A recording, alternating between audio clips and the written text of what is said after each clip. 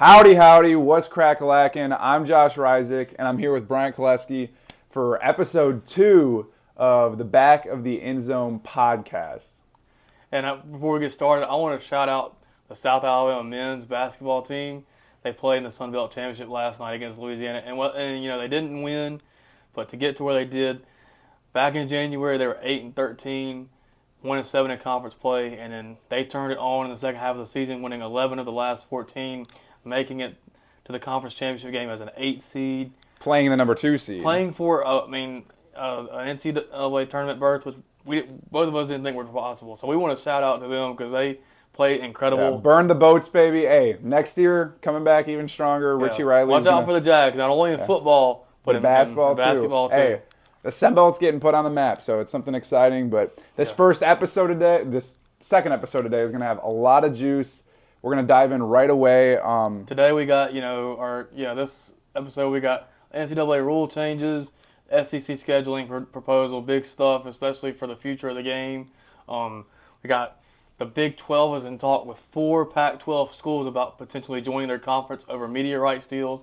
And then we're going to have some SEC predictions, not SEC, conference championship predictions. And y'all need to stay tuned to that because Spring conference championship predictions, and then the last segment we're gonna dive into a couple of mock drafts that we've done, just the top 10 of the draft, and then we'll get into the first round later as the draft process carries along, and then we'll do a full first round mock draft as it gets closer. So today's episode is gonna be a lot of fun. So stay listening and let's get into it. Let's get it, baby.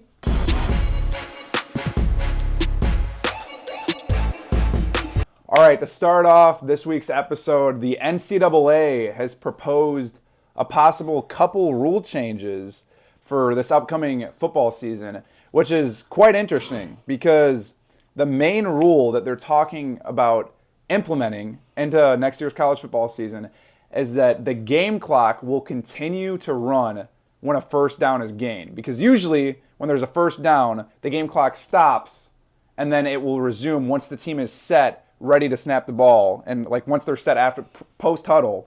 So this is something that'll be extremely interesting because the NCAA is trying to make games shorter, but I'm not really sure if games need to be shorter because we have all these commercials like, BK, you have it your way. And I seriously don't think it's necessary to try and make college football games shorter.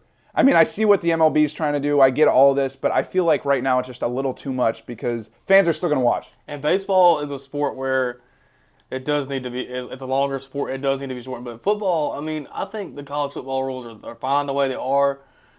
Like you said, have less commercials. The commercials are where, I remember, games where they'll have a commercial and they'll go right back to they'll go to the kickoff. If right after the kickoff, they'll have another commercial. If you want to make games shorter and speed up the pace of the game, less commercials. Because, as soon as that, if you've ever been to a live game, when the dude comes out with the clock on the field, that means they're going to the TV commercial. That thing is 3 minutes long. So trying to speed up the clock, of the game clock, and let it run after instances like that. I've seen stuff where they were, before they were even talking about making incomplete passes still, the game clock will still run on incomplete passes until the final 2 minutes of each half. I just don't think that's the way to go because the game, even in the NFL, I think it's perfect the way it is because it's only 3 hours long, but you want to shorten the game, less commercials. Exactly. And I think that making a rule like this, yes, it obviously will make the game a little bit faster. And another thing, a little disclaimer that I didn't mention is that the game clock will stop when it is under 2 minutes to go in either the first half or the second half. So, yes, the game clock will stop when you get a first down in the first half or second half, but I just feel like it's not beneficial for teams, especially when it's a close game and stuff like that. You're gonna have to rush to get the ball off. If you're up tempo right now, you know what I'm saying? You're not gonna exactly. That would make the 2 minute drill a little bit more meaningless because you'd have less time to try and set up after a play if you don't have any timeouts. Exactly. You have less time to reset. Say it's a playoff game. Say just a random team. Say Georgia's driving down the field or something like that in the semifinal, say this past year against Ohio State and the Peach Bowl, and say it's the end of the game where they're trying to get that lead, which they did get, but they don't have the clock stop after they get a first down. You know what I'm saying? I mean, it's a different situation because obviously if there's under 2 minutes left, yes, the clock will stop. But I just feel like it's at the end of the day, it's going to waste more time that could be utilized for like loaded offenses, even defenses to make a stop. You know what I'm saying? Another rule that they're proposing is no consecutive timeouts. Well, now you can't ice the kicker, and that includes both teams. So if if one team calls a timeout to prepare for like a game-winning kick, the other team cannot call a timeout to ice the kicker and give them a chance. You ice the kicker to get in his head and to mess with him, and most of the time it works. As a Bama fan, I would know the kicking has been mediocre until Will Riker came. But anyway, like, I mean, that mental part of the game is gone because now you won't be able to ice a kicker, and it just, to me, exactly. I don't think you should. I don't think you should mess with that. I really don't like it. I think it's kind of stupid and hideous because say Alabama's going on the field and you guys are about to kick a game-winning field goal. You guys call the timeout first to stop the clock. Say you're playing Tennessee. Tennessee can't call another timeout once y'all are already set to ice the kicker. And I think it's I wouldn't care. It's Tennessee anyway. Obviously, but okay. But like, I just think it's fun being able to ice the kicker. It helps a lot it's just a mental thing. Really, the kicker should still be able to make the kick. Yeah. But I mean, I think you should be able to call consecutive timeouts, especially say the defense getting ready to block the kick isn't in the right set. They're not running the right play, and you need to call a different block change or something like that. Like, it definitely doesn't really, I don't know. I really don't know how to feel about it. But one other rule that we didn't touch base on that they're thinking about implementing, and all three of these rules will be implemented on April 20th if it is voted upon and everyone votes that they should be implemented. And it looks like it's going to get approved. Yeah, it definitely looks like it will with the way that the media is covering this, the way that the NCAA is taking their take on this. But the last rule of the three is that penalties at the end of the first and the third quarter would end up carrying over to the second and the fourth quarter because as of right now they don't. If you get a penalty, say at the end of the first or at the end of the third, it typically doesn't carry over to the next play on the following quarter. So that's another interesting thing to see what'll happen. I'm interested to see, maybe, who knows, maybe they won't vote on it and maybe it'll come back negative. And well, that's something I never really thought about either because, like, when you think about the end of the quarter, you think about the end of the quarter. You don't really think about if there's a penalty on that play. I've never, I've been a bunch of college football games. I've watched so many. I've never really remembered an instance where I've seen that as an issue. Now, I agree with the rule that it should carry over because, I mean, a penalty is a penalty. Exactly. It should carry over. And so, that rule is interesting because that's something I really never thought about. So, to see that rule, it makes you think a little bit. So, I mean, I agree with that one. But out of the three, that's the one I agree with. The other two, you can throw in the trash. Exactly. And when it comes down to it, those other two, teams being punished for calling consecutive timeouts and the game clock continuing to run after a first down, like, what's the point of that? Like, yes, that will speed up a game, which is what the NCAA's goal is, but how much of the game is it going to speed up? At the end of the game, it's probably going to, take off another 10, 15 minutes of the game max? Not even. And it's like, and you still have all of this commercial time that games are still going to be as long as the college football games typically are. They're still going to be 2.5, 3 hour games, and the fans that are going to want to watch the games are still going to watch them, and the fans that don't want to watch them aren't going to watch them because they're not college football fans.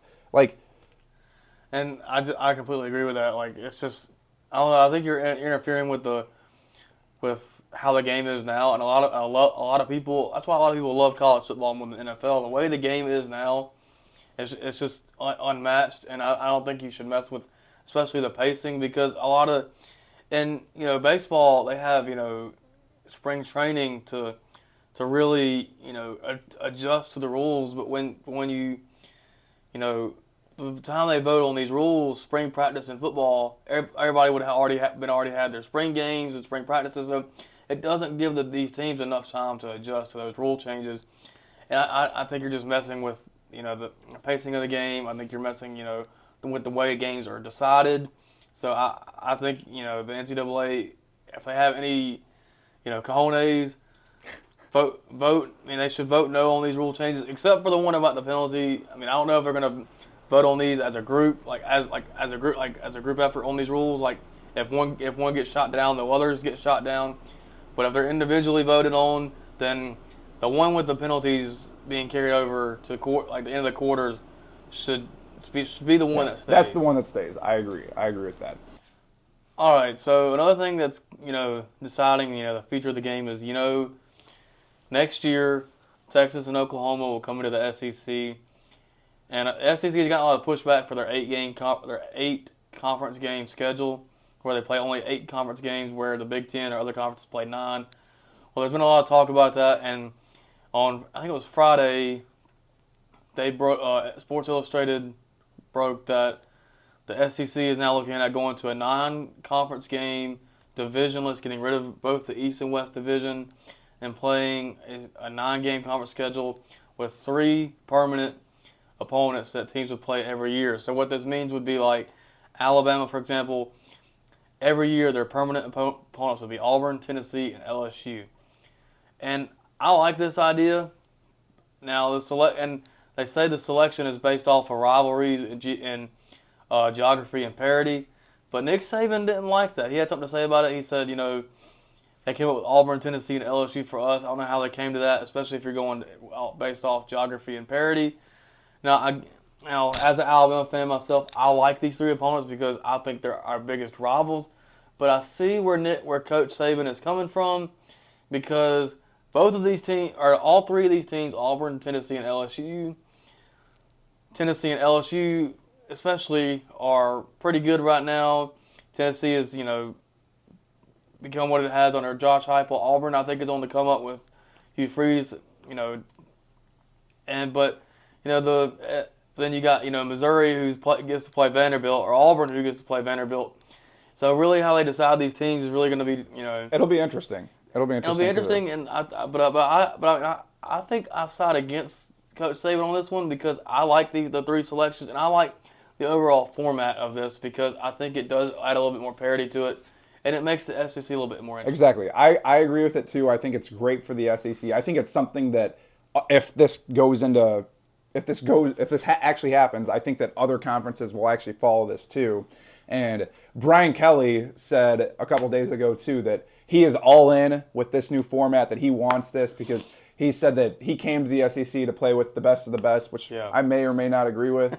But Brian Kelly's excited to play Bama, A&M, and Ole Miss. And his first year at LSU, he beat Bama. Exactly. And so, I mean, it'll be interesting to see what happens. Like, I think it's a cool format. Like, say LSU, for example, they're playing Ole Miss, A&M, and Bama every year. Like, I would love it as a Big Ten fan if the Big Ten did something like this, especially when USC and UCLA come in, and they just get rid of the East and the West conferences, and then every single year, Ohio State's still going to be playing Michigan. They'll still probably be playing Penn State, and throw in another team like USC or UCLA, where they will play these teams for sure every single year. And that's been something that's been talked about over the last couple of years, especially since the conference realignment talk started with Texas and Oklahoma announcing coming into the SEC of getting rid of divisions. The Pac-12 did it last year. They got rid of the divisions. The Big 12 did it.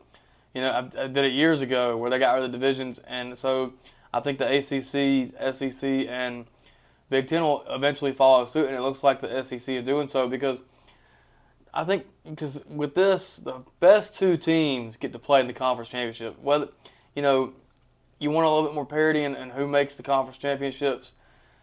I mean, who wouldn't love to see Michigan, Ohio State conference championship, or Alabama, Auburn, exactly.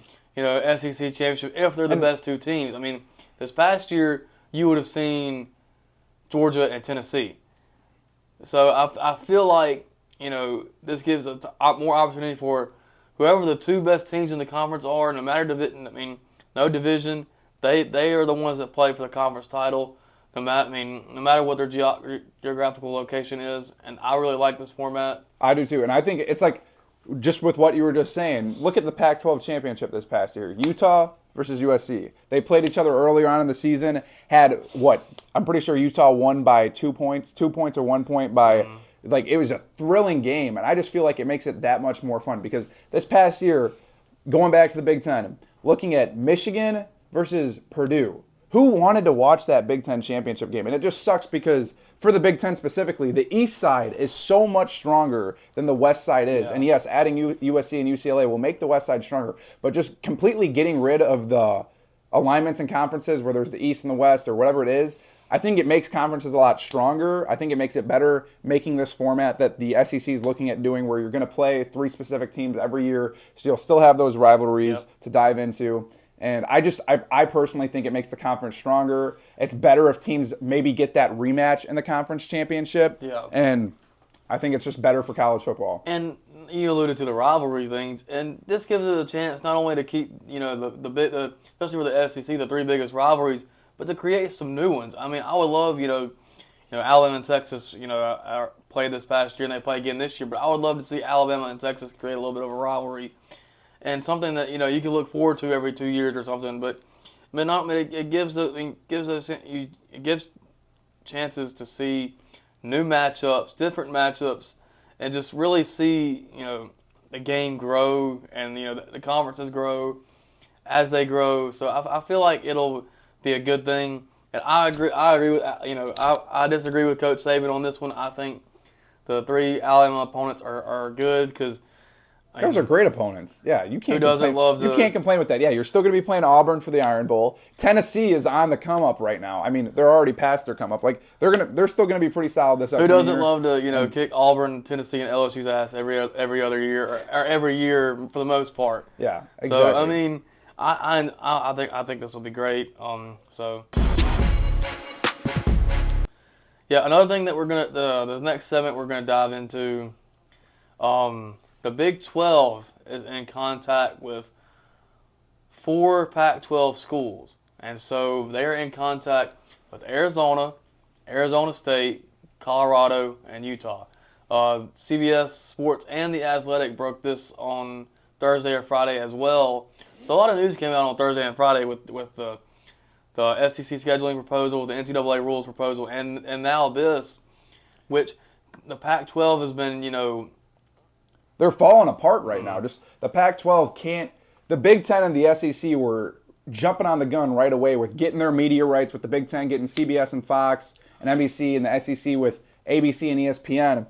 And the Pac-12 has just been very behind because this happened at the end of the season last year. Or, no, it was still even during the season when these media rights and these contracts were issued going through 2030. And with the Pac-12 is just delaying so much that these other schools in the Pac-12 don't want to sit there. And they can't seem to find a really good suitor because, let's be honest, the level of competition in the Pac-12 is not as strong as the Big Ten, the SEC, or even the Big 12 and the ACC. Like they have not been able to find a suitor yet. And I have a contact that works for the University of Utah. I've talked to her when this story broke, and she says it's been a complete joke that they can't find a suitor. It went from, you heard about Apple, and you heard about Amazon, then you heard about media people that are media outlets I had never heard of. And so trying to get those these teams are getting pretty sick of it, and it's just, it's kind of a joke right now with the way the Pac-12 is handling this. It makes the Pac-12 look even weaker. Like, I'm not saying the Pac-12 is weak, but I mean,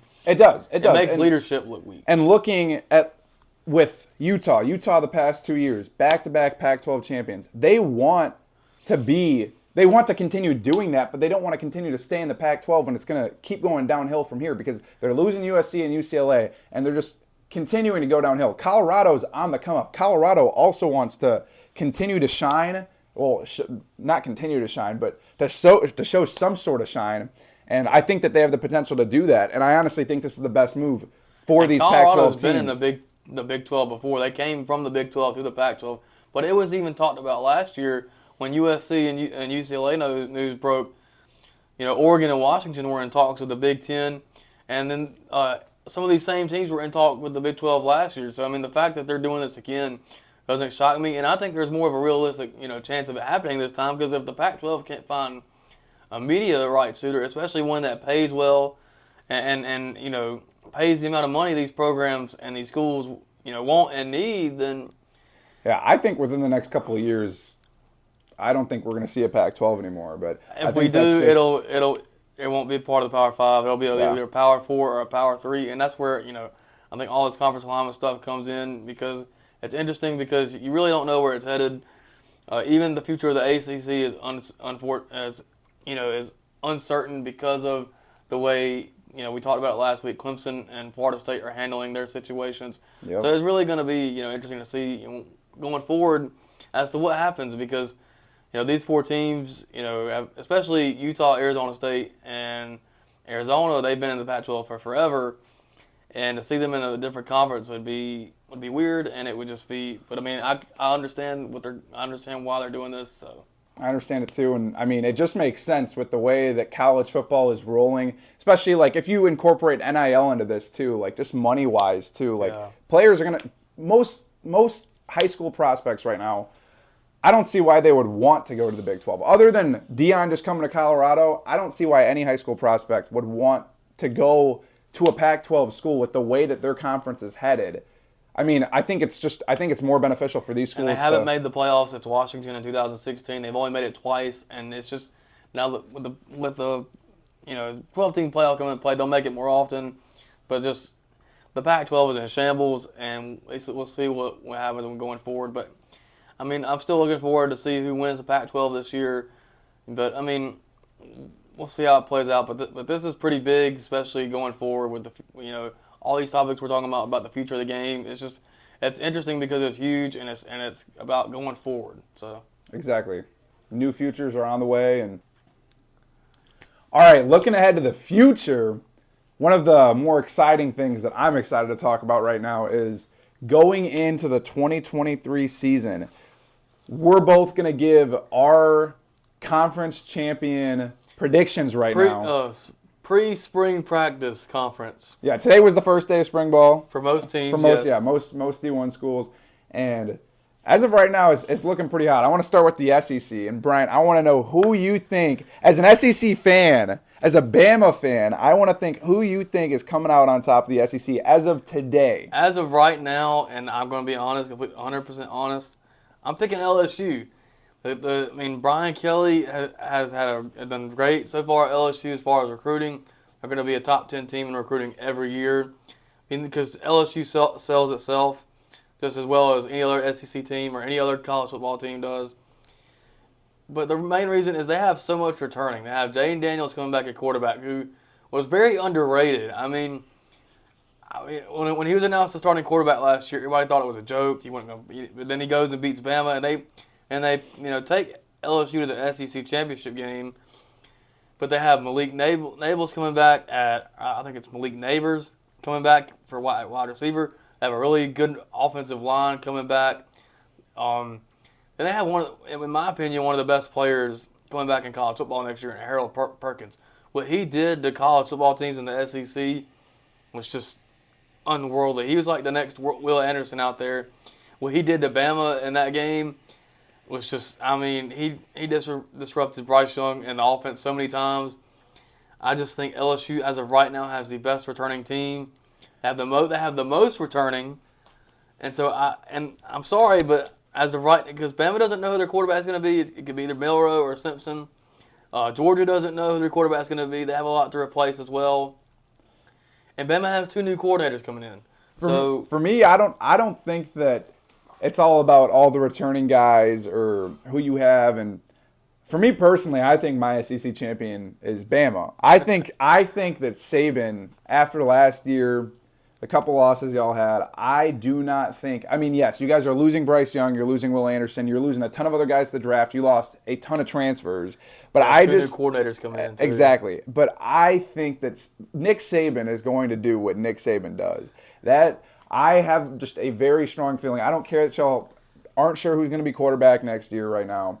I don't care what it's looking like right now. I just think that Nick Saban, the mastermind that he is, I think that Bama's coming on top of the SEC again, reigning. And believe me, I hope you're right. But right now, I'm just looking at LSU, what they accomplished last year. For right now, LSU, and this is early, so I mean this could change. But for right now, it's LSU, and I just like where they're headed. Okay, so now I want to dive into the Big Ten, and as a Big Ten fan, I need to talk first. And no bias. I mean, there's a little bit of bias, but I think that Ohio State is coming up on top next year. I don't think that we're going to lose a third year in a row to Michigan. I can guarantee you right now that it's not going to happen. I don't care that Stroud is gone, that we're losing JSN, because we didn't have JSN this year anyway. Next year, I have a feeling that Kyle McCord will be the starting quarterback for the Buckeyes week 1. And Kyle McCord's going to be slinging it to his former high school receiver, Marvin Harrison Jr. They won 3 straight state championships together in high school. They're going to have that duo back. So we have Marvin Harrison coming back. We have Emeka Egbuka. And like I said this last go around, I don't really care about the returners. Yes, Ohio State has a ton of returners. We lost a couple guys to the draft. We lost 3 offensive linemen.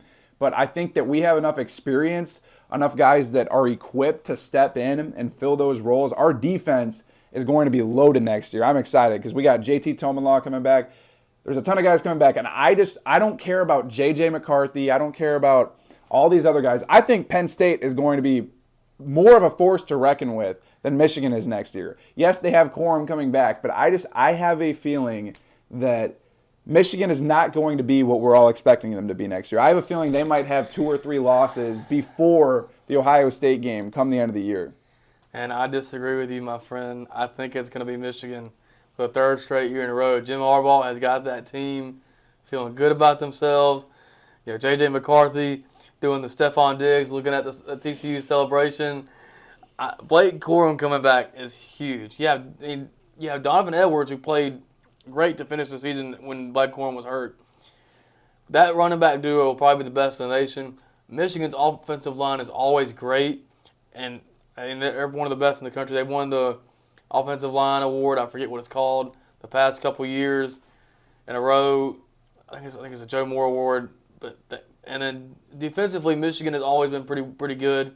They're losing a couple guys on defense. They're losing a couple receivers.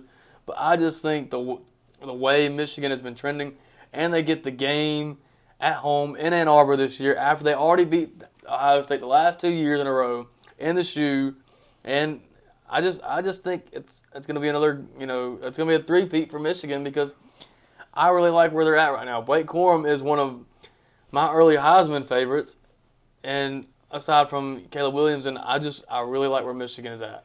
We'll see. I mean, I just think that there's too many Ohio State guys that are on the roster that haven't experienced that TTUM win yet. The same could be said for Michigan. That is true, but I mean, let's stop talking about the Big Ten. I want to go. I think go back to your point about Penn State. I think Penn State could still be in it. I do think Michigan State have a bounce back here because Mel Tucker is still a great coach. Look out for Wisconsin. Look that's a huge thing. Wisconsin. I don't even think either of us are really thinking about that because Luke Fickell with Wisconsin, they got a couple transfer quarterbacks in. I know they got like Tanner Mordecai. They got 3 total transfer quarterbacks from what I believe, and Wisconsin, and they still have their running back coming another back. Dark horse. Look out for Maryland. Maryland's always Talia up there. Tagovailoa coming back. Yeah, and that side of the conference, at least look out for Maryland. Well, Maryland's on Ohio State side of the conference on the east side. So I mean, it'll be interesting. I mean, looking at the east side of the conference, Michigan State, Maryland, Ohio State, Penn State, like it'll be very interesting on the east side this year. There's a lot of dark horses. The west side, I'm really not too worried about. Other than Wisconsin, Wisconsin will probably come out on top on the west. But I want to shift over to the ACC. Yeah, we're diving into the ACC, and I think we both agree on who we have with our. I think we're taking Florida State, and I could sit this up here and say Clemson, but Florida State, after all rumors of wanting Deion Sanders to come, at Colorado, Mike Norvell has done really well in recruiting these past couple years. They beat LSU in New Orleans, deep in the heart of Louisiana. The open season last year. They had some games that could have gone their way, but Florida State finished the year strong. I just really like where they're at, especially Jordan Travis, who's very experienced coming back. They have a lot of receivers. They have a bunch of receivers coming back that are really good. They have some guys coming in. Their defense is going to be really good. I just think Florida State, and a lot of my picks right now are based off of, what these teams have coming back, because it's true. Experience helps, and you've seen that the last couple of years. It does. But with Clemson, and I could sit here and say Clemson, but Clemson, going into their first year with Cade Klubnik as the starter, new offensive coordinator. They lost a lot on defense with, Brian Brzee and Miles Murphy on the defensive line going to the draft. I just think Clemson. Dabo's in shambles now. Dabo has been in shambles since he said that Ohio State should be that 11 seed. Since then, he screwed up. I don't know. I also agree, though. I think Florida State's going to be on top. Nothing against Dabo, nothing against Clemson. I think Cade Klubnik is a great quarterback, but I just don't think that Clemson has what it takes this year. I just think Florida State is ahead of the curve right now on that. But now Clemson, I will say they hired Garrett Riley as the offensive coordinator, the brother of Lincoln Riley, who did a phenomenal job at TCU last year. So, I mean, still don't count out Clemson. I think it's really close between the two. But right now, I'll give Florida State the edge. Yeah, I would agree with that. I mean, Florida State did lose a lot transfer-wise, specifically on their defense. They lost a ton of DBs. But I just think their offense, Florida State's offense, is looking like they're reloading like crazy. Got a couple transfers in. And I just think that Florida State has the edge. They're trying to get back to the top, get back where they were 5-6 years ago. And I think that they have the chance to be there. So next, we're also both on the same page when it comes to the Big 12. I think that Texas is going to come on top of the Big 12. I think it'll be interesting to see with Arch Manning and Quinn Ewers who's going to come on top out of that QB battle. I honestly think that Arch Manning's overrated. I think that Bryant might agree with me too on that, just because he has that Manning last name.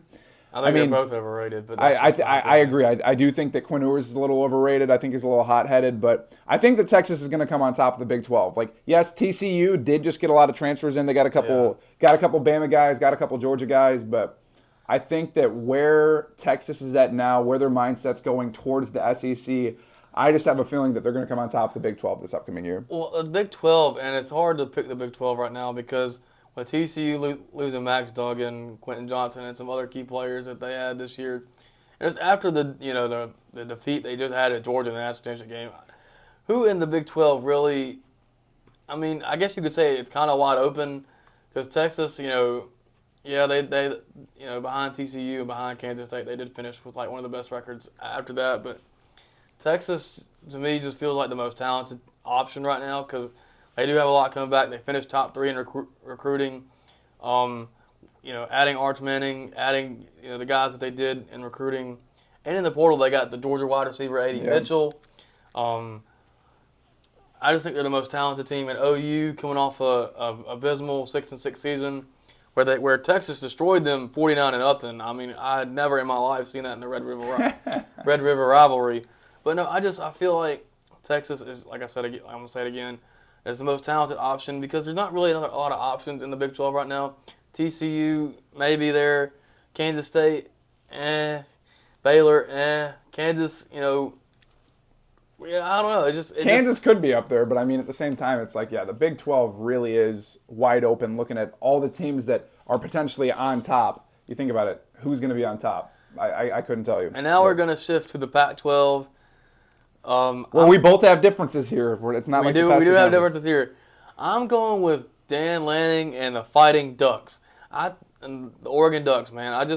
I think, and I can't stand Bo Nix with a passion just because he's from Auburn and he beat us his freshman year.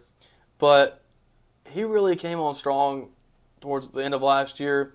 He was even talked about as a Heisman candidate at one point last year.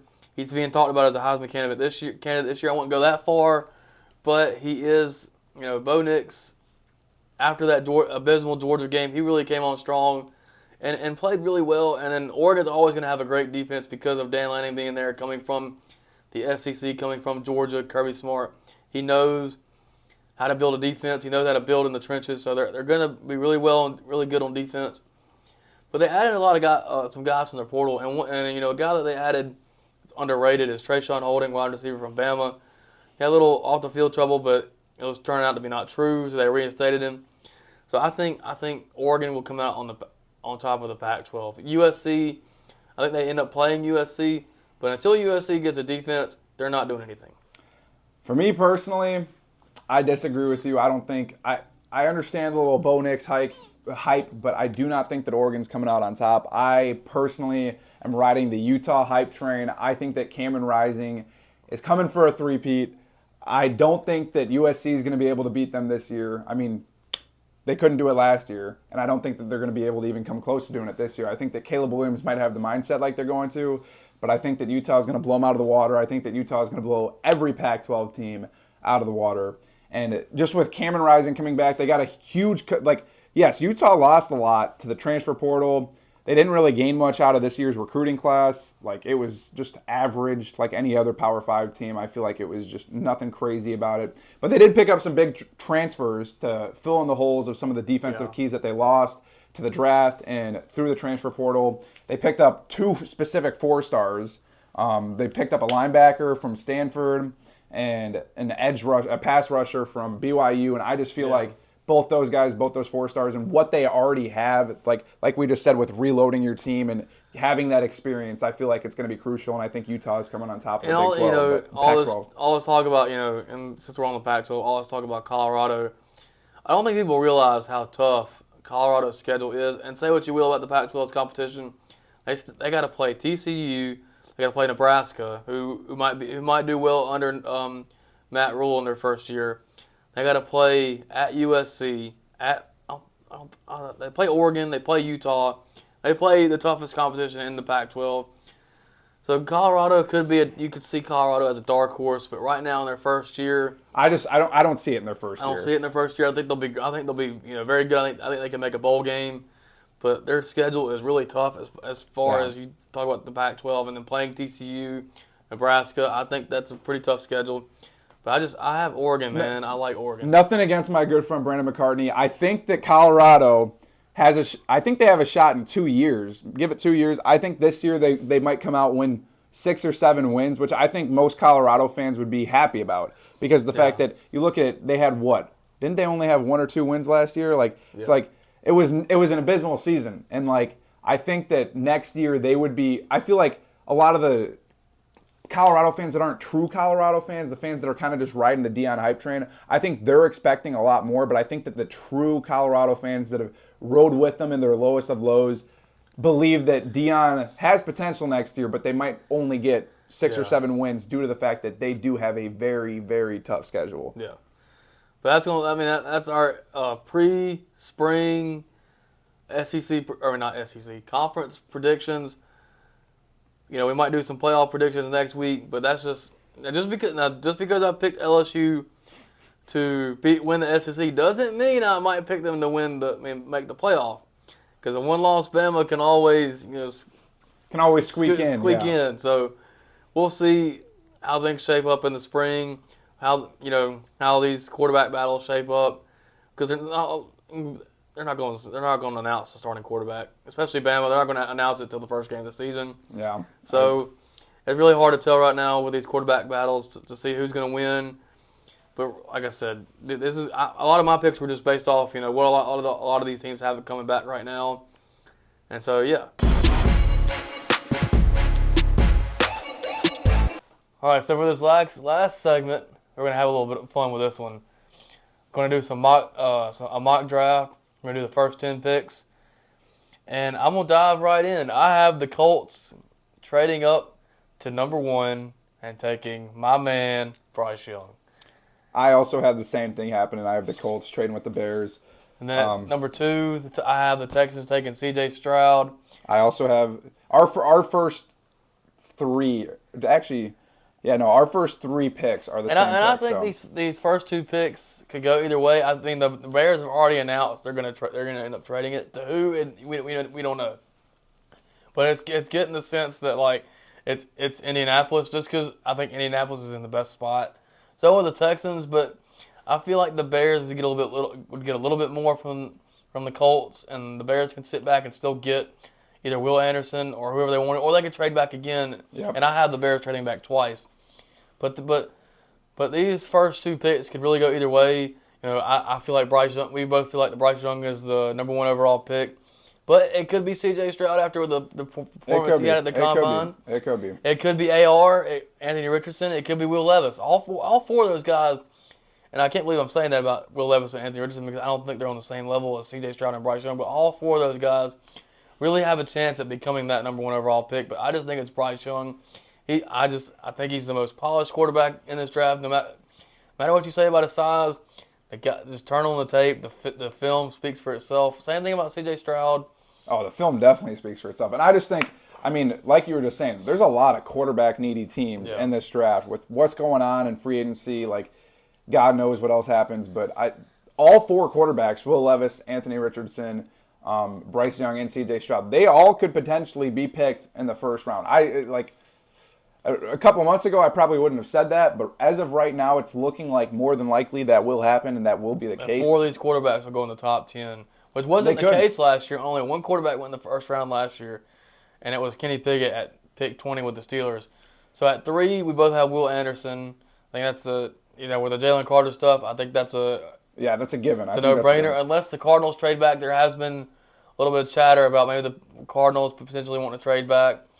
Then I have the Bears trading back again, but I have the Falcons trading up because, and the Lamar stuff. I don't think they're getting Lamar. They've already said they're. I mean, they said they're out on Lamar, but we'll see as it gets closer. But I think the Falcons trade up and get their guy, and the guy I like the least out of these 4 quarterbacks, Will Levis. Got 3 quarterbacks going in the top 4. Yes, I do. And Will Levis. It's just like Anthony Richardson, to where they both have very high ceilings. To where if they get with the right team and they get with they develop the right way, they can both be really good quarterbacks, very talented, very good runners.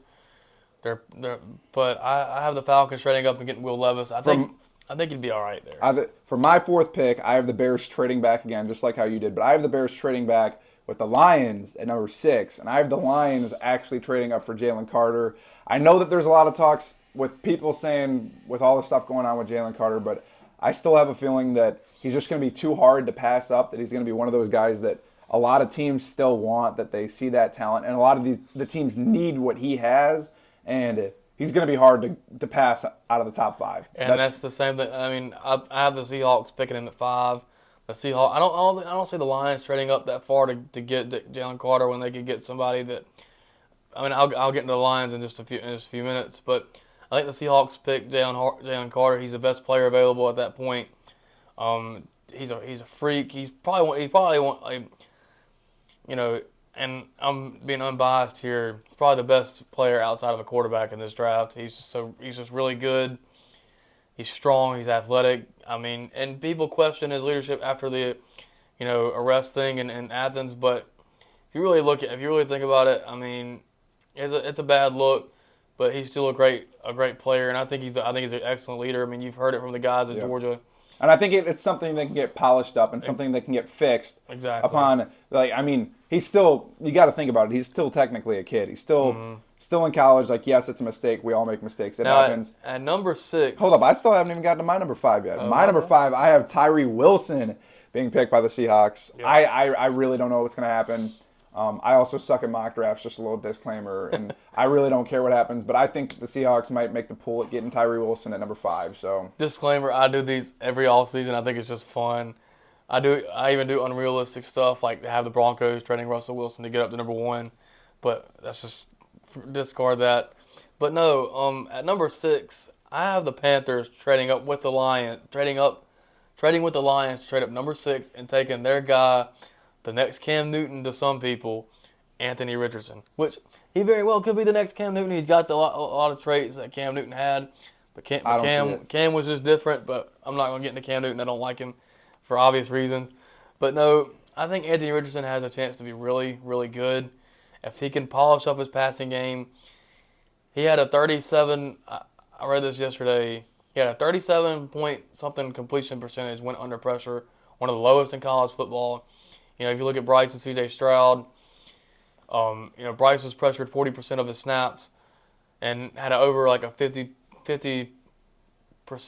completion percentage while under pressure. I think Anthony Richardson has to really polish those numbers especially when under pressure, because he's gonna. I'm sorry in this league you're gonna be pressured a lot. It's gonna happen.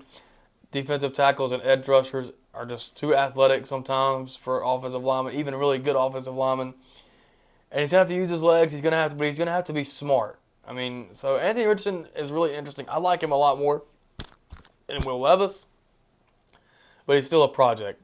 So for me, I think with number 6, like I said earlier, the Bears traded back with the Lions in my mock, and I think at number 6, the Bears take the one and only Jackson Smith-Njigba. I think it's going to happen. The Bears need a wide receiver.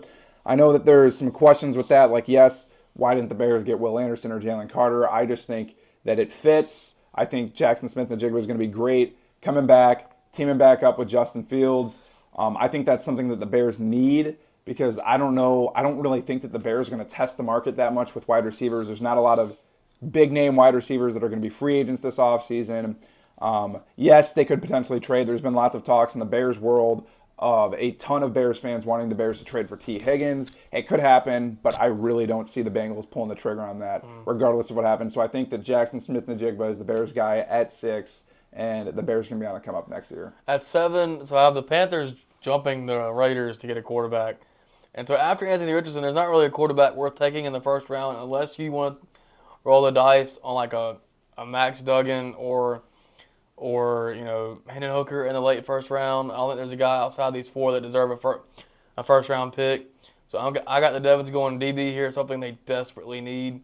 Devon Witherspoon from Illinois. The Illini had a really good season this year. He's been one of the best corners in the country. I think he was down here in Mobile for the Senior Bowl, and he put on a show. Actually, no, he wasn't. It was another corner, which was Sidney Brown. Okay. Sidney Brown, but still, he was still a phenomenal corner. We both have him going and he was in the 7. combine. He put up really good numbers. So I have the Raiders going DB here with Devon Witherspoon, and then he's super versatile, hard hitter, and I also agree with him.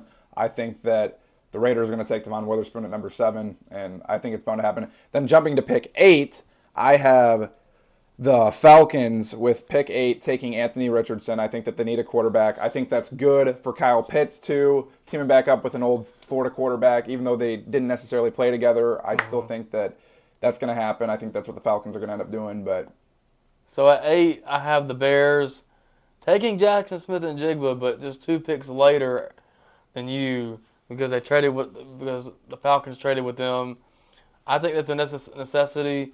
They had Jackson Smith-Njigba and Justin Fields did play 1 year at Ohio State together. Yeah, 1 year. Yep. So they did have a little bit of chemistry, but you've seen this as a trend lately, where teams are going, and getting, receivers from their colleges together. Looking at Jamar Chase and Joe Burrow, Tua and Jalen Waddle, exactly. Devontae Smith and Jalen Hurts, and there's a huge connection there. Exactly. Even looking at Justin Fields and JSN only having 1 year together, and that 1 year being Jackson Smith-Njigba's freshman year, his true freshman year, I still think that they have that connection. They have that Ohio State connection more than anything, and I think that it would be great for them. Yeah. And I think that'd be huge for the Bears to be able to somehow get JSN. And yes, they have other needs, but I think that's still huge for them. And jumping to, do you want to jump to 9 yet? Or? Yeah, jumping to number 9, I had the Lions trade back with the Panthers. I think they take the edge rusher from Texas Tech, Tyree Wilson, who's really good. They really could go a lot of ways here. They could go tackle. They could go edge like I have them here. They could go a different edge like one of the guys from Clemson. I just think Tyree Wilson, outside of Will Anderson, is one of the best edge rushers in this draft. They could go Nolan Smith, who had a really good combine performance. But I just think Tyree Wilson is one of the best in this draft, and I think that's where the Lions land.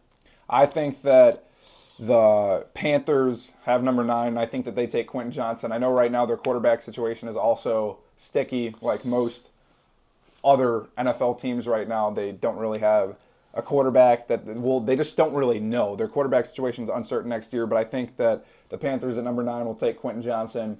And I know that really hasn't been a trend for people to take skill players like wide receivers and running backs so early, but I just feel like with Jackson Smith-Njigba coming off the board to the Bears so early in our mock drafts, I feel like for me, it's just the right situation for the Panthers to end up taking Quentin Johnson off the board. Because, looking at their receiver situation, they have DJ Moore. Yeah. They have other guys on their roster, but I just feel like they need a younger receiver coming in that will complement whatever quarterback they have coming in and starting next year. So. And at pick 10, I have the Super Bowl runner-ups who don't really have a lot of needs, but I think their biggest needs right now could be on the offensive line. There's uncertainty to whether or not Jason Kelsey, the center, is going to come back. And then Lane Johnson, who's gotten hurt a few times this year. I don't know if he's going to come back, or retire. So I think the Eagles go offensive tackle here and take Peter Skoronsky from Northwestern. Probably one of the best tackle prospects in this draft. It's going to go top 10 or top 15. Yeah, I think he's just a can't miss prospect. I definitely agree. I think he's definitely one of the better offensive linemen in the draft, and if not the best. And I think that he is also going to be picked at number 10. And I think it's something that's needed that'll help the Eagles out a little bit. And that's one of the Eagles' minor holes that they need to fill. And I think that's just a no-brainer for them to take Skoronsky out of Northwestern. So, and that's our top 10 mock draft. We're gonna do a couple more of these coming up in the future. We could do next time. We could do top 15, top 20. Then when the week of the draft, before the draft, or the week before the draft, we'll do a full first round mock draft. The first round is really the most interesting part. Now the later rounds, it's just too many to do. It is too many to do, but we'll probably end up posting them on our socials and get them out there and just. And we can do our individual teams. Like I'm a Broncos fan, I can do the Broncos, do what they're going to do. He's a Bears fan. Give a little analysis. So. And we do plan on we're going to try and go live during the draft, but it all just depends. But it'll be fun to see what happens, and it'll also be fun to just see what happens in the college football world over the next upcoming weeks with spring games coming up in a little over a month, and just what's going to happen with all this spring ball starting. How are these transfers going to pan out that are coming into these new systems? It'll be really interesting to see. And the second wave of transfers, because there's been a dead period of the transfer portal. Exactly, the dead period. That'll open back up after spring ball. Exactly. The kids that are potentially even staying for their second semester or whatever school they were at. It'll be really interesting to see what happens, what teams are going to be able to add, what teams are lacking, and we look forward to what we're able to give you guys in our next upcoming episodes with our analysis. And next week we're going to try to have a guest for you guys. We're in the process of getting it, and we'll announce if we can get this. If we can get a guest next week, we're going to announce it for you guys. But we're going to try to start getting some guests on. Spice things up a little bit. Spice things up. And it'll be interesting. So, I hope you guys enjoy and that you guys are ready for what we have to come in the near future. And this has been Back of the End Zone, the second episode. We will see you guys next week.